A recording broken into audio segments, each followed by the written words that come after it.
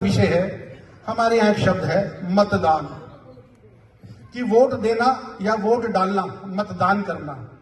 तो मतदान नहीं, मत का निवेश है, मत की इन्वेस्टमेंट है। मैंने अध्ययन किया, इस मतदान शब्द ने हमारे लोकतंत्र को बहुत ज्यादा भ्रमित किया है, बहुत ज्यादा नुकसान पहुंचाया है। दान किसी भी जरूरतमंद को दिया जा सकता है, लेकिन क्या हम अपना वोट किसी भी जरूरतमंद को दे सकते हैं? मत योग्य उम्मीदवार को दिया जाएगा, जरूरतमंद को नहीं दिया जाएगा। आज हम जब अपने पैसे को इन्वेस्ट करते हैं, हम किसी कंपनी की प्रोफाइल देखते हैं, बिजनेस की प्रोफाइल देखते हैं और एक एक पैसे का ध्यान रख करके उसका अगला पिछला रिकॉर्ड दे करके अपने पैसे को इन्वेस्ट करते हैं। इसी प्रकार से हम अपनी कोई बहन बेटी की शादी करते हैं, क्या किसी को भी थमा देते हैं? हम उसके पिछले 7 जन्मों की सारी कुंडली खोल देते हैं, उसके बाद जाकर के हम अपनी बहन बेटी को, उसके सुख दुख तो अपने भाग्य का है सबका। तो जिस प्रकार से हम अपने धन का निवेश करते हैं, जिस प्रकार से हम अपने बहन बेटियों की विवाह शादी करते हैं, उनके भविष्य का ध्यान करते हैं, इसी प्रकार से मत डालते वक्त हम ये ध्यान रखें कि मत का दान नहीं करना है। दान निस्वार्थ निष्काम भाव से किया जा सकता है और मत निष्काम भाव से नहीं डाला जा रहा। इस मत के ऊपर हमारे बच्चों का, हमारी भावी पीढ़ियों का, हमारे देश भारत का भविष्य निर्भर करता है। तो मत का निवेश करना है, मत का दान कतई नहीं करना। हम अपना पूरा अध्ययन करें, पूरा चिंतन करें, छोटी छोटी बातों के बीच में ना जाएं। मैंने देखा आमतौर से हम 3 बातों से प्रभावित होकर के वोट डालते हैं।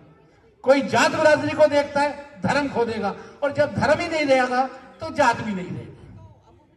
कोई छोटे छोटे स्वार्थ देखता है कि मुझे ये मिल रहा है, मुझे वो मिल रहा है। अगर हम फिर छोटे छोटे स्वार्थ देखेंगे तो आने वाले वक्त में जैसे बांग्लादेश में हो रहा है, जैसे कश्मीर में हुआ है, अब हमारा रोटी कपड़ा मकान सब कुछ खो देंगे।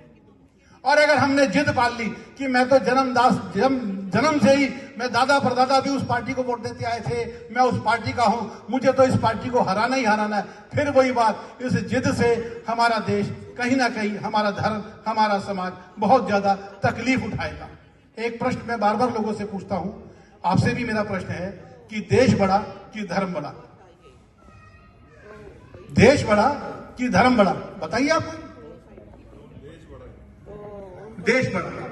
तो देश तो कभी पाकिस्तान और बांग्लादेश भी हमारा हुआ करता था, वो भी भारत था। जहां जहां धर्म घटा वहां वहां देश बटा। अगर धर्म सुरक्षित रहेगा तो देश भी आपका सुरक्षित रहेगा। अफगानिस्तान भी हिंदुस्तान था, श्रीलंका भी हिंदुस्तान था, कहां गए आप सारे के सारे? जहां जहां आपका धर्म घटेगा वहां वहां देश बटेगा, और देश की रक्षा करना ही धर्म है। और देश बड़ा ये भी हमें धर्म ही सिखाता है। तो धर्मशास्त्र का वाक्य है, धर्मो रक्षति रक्षित है। जो धर्म की रक्षा करता है, धर्म उसकी रक्षा करता है। ये बनी बने। देश किसी भौगोलिक सीमाओं का नाम नहीं है। 10-20 किलोमीटर रोज एक दूसरे के अंदर सीमा में सेना घुस जाती है, तो देश की सीमाएं रोज बदलती रहती है। देश का मतलब है, हमारे यहाँ शब्द है राष्ट्र। जहां हमारा धर्म हो, जहां हमारी संस्कृति हो, जहां हमारे एक से शिक्षा, एक से संस्कार, एक से विचार हो, उसको राष्ट्र कहते हैं। भारत देश नहीं, भारत राष्ट्र है। सत्य सनातन धर्म संस्कृति है और हमें उसकी रक्षा करनी है। और यही संस्कृति पूरे संसार को वेद के रूप में, ज्ञान के रूप में, विज्ञान के रूप में दे रही है। आज सबने एक स्वर में इसको माना। अभी हमने कोरोना काल देखा, लोगों ने मुर्दे दफनाने छोड़ करके जलाने शुरू कर दिए, हेलो हाय छोड़ करके जफ्फी डाउन करके नमस्कार करना शुरू कर दिया। उन्हीं चीजों को अपनाया गया जो हमारी धर्म और हमारी संस्कृति कहती थी। अग्निहोत्र को, यज्ञ को, हवन को आज पूरे संसार ने स्वीकार किया कि एक बार यदि आप हवन कर लेते हैं तो कितने टन ऑक्सीजन पैदा होती है, और 1 महीने तक उस स्थान पर ना जीवाणु होते, ना कोई बैक्टीरिया आता, ना वायरस होता। ये हमारी संस्कृति है। इसकी रक्षा करना, इस विचारों का पोषण, हमारे प्रकाश की, संसार में 2 ही चीजें, प्रकाश और अंधकार। प्रकाश की कभी अंधकार से कोई शत्रुता नहीं है, हमेशा अंधकार ही प्रकाश के पीछे पड़ा रहता है। एक बार क्या हुआ, अंधकार को बड़ी तकलीफ हुई और भगवान भोलेनाथ के दरबार में चला गया कि मुर्दाबाद करता हुआ कि भगवान, ये सूरज महाराज तो मुझे जीने नहीं देते, जहां भी जाता हूं वहीं आ जाते। तो भगवान ने कहा, भाई ये तो बहुत गलत बात है, सूरज को बुला लो। सूरज महाराज को बुला लिया गया कि भाई आपकी क्या दुश्मनी है अंधकार से? तो सूर्य भगवान ने कहा कि अंधकार? कौन अंधकार? मैं तो किसी अंधकार को जानता भी नहीं, ना मैंने उसको देखा, ना मैंने उसको सुना, ना मेरे उसमें कोई शत्रु था। और अगर उसको मुझसे कोई शिकायत है तो बुलाइए मेरे सामने।